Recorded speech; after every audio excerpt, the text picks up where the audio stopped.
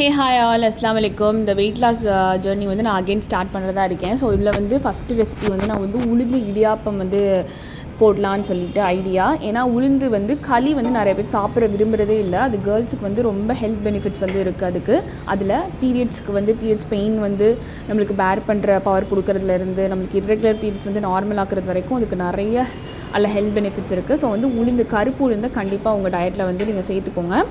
இதுக்கு நம்ம வந்து என்ன பண்ண போகிறோம் அப்படின்னு பார்த்தீங்கன்னா, வந்து கருப்பு உளுந்தை வந்து நீங்கள் வந்து களிக்கு அரைக்கிற மாதிரியே அரைச்சிக்கோங்க. 4 கப் மாவுக்கு 2 கப் ரேஷியோ வாட்டர். அதை வந்து நீங்கள் சூடாக்கணும். 2 கப்பையும் அப்படியே ஊற்றிடக்கூடாது. கொஞ்சம் கொஞ்சமாக உங்களுக்கு தேவையான அளவு ஊற்றி இடியாப்பம் பதத்துக்கு பிசைஞ்சு எடுத்துக்கோங்க. இடியாப்பத்தோட கொஞ்சம் தளர்வாக பிசையணும், ரொம்ப தளர்வாக பிசையக்கூடாது. பிசைஞ்சிட்டு அது ரொம்ப ஸ்டிக்கியாக இருக்கும். நல்லா கையை வாஷ் பண்ணிடுங்க. பிசைஞ்சதுக்கப்புறம் வாஷ் பண்ணிவிட்டு நல்லெண்ணெயை வந்து நல்லா கையில் தடவிக்கும். கோகனட் ஆயிலும் நீங்கள் வந்து தடவிக்கலாம். தடவிட்டு அதே மாதிரி இடியாப்ப குழாயிலையும் வந்து அந்த ஆயிலை வந்து நல்லா அப்ளை பண்ணி விட்டுருங்க.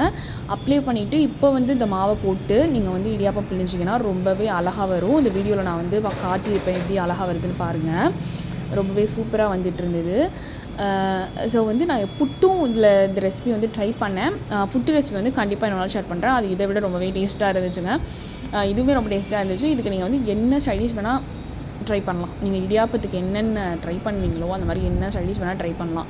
இல்லை மினிமல் சைடிஷ் ஒரு கோகனட் மில்க் வச்சுட்டு ஒரு சர்க்கரை போட்டு சாப்பிட்டிங்கனாலும் ரொம்ப டேஸ்ட்டாக இருக்கும்.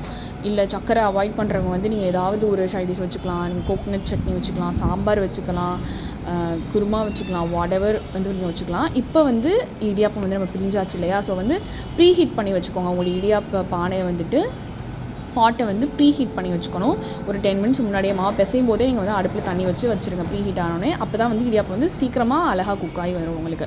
ஜஸ்ட்டு நீங்கள் பிழிஞ்சதுக்கப்புறம் ஒரு 5 மினிட்ஸ் தாங்க, சூப்பராக வந்துடுங்க. அதுக்கப்புறம் நான் வந்து என்ன பண்ணேன்னா, ஃப்ளேவருக்காக கொஞ்சம் தேங்காய் பவுட்ரு வந்து அதில் தேங்காய் துருவலை வந்து தூவிக்கிட்டேன். நீங்களும் தேங்காய் துருவல் தூவினா தூவிக்கலாம். ஸோ வந்து இதுக்கு எப்படி மாவு அரைக்கணும்னு வந்து வேணும் தெரியாது அப்படின்னு சொன்னீங்கன்னா கமெண்ட்ஸில் சொல்லுங்கள். நான் கண்டிப்பாக ஷேர் பண்ணுறேன். ரேஷியோ என்ன, எவ்வளோ வந்து ஒயிட் ரைஸ் வந்து இதில் பச்சரிசி ஆட் பண்ணுறது எல்லாமே சொல்கிறேன். நெக்ஸ்ட் வீடியோவில் மீட் பண்ணுறேன். பாய் பாய்.